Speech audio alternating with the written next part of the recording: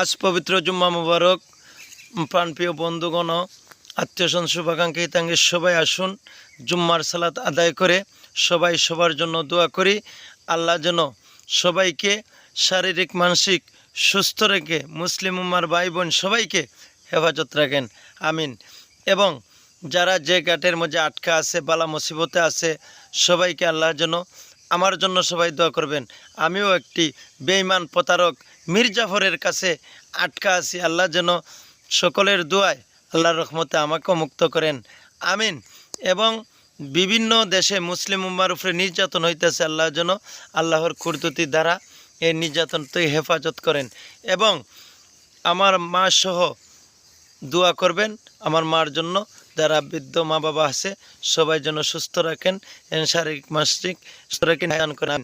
এবং আমার বাবা সহ যারা এই দুনিয়ার মায়া ত্যাগ করে পরে পারে চলে গেছেন, আল্লাহ যেন তাদের জীবনের গুনাহ মাফ করে দেন, বেহেশতের উচ্চ মাকাম নসিব করেন, আমিন।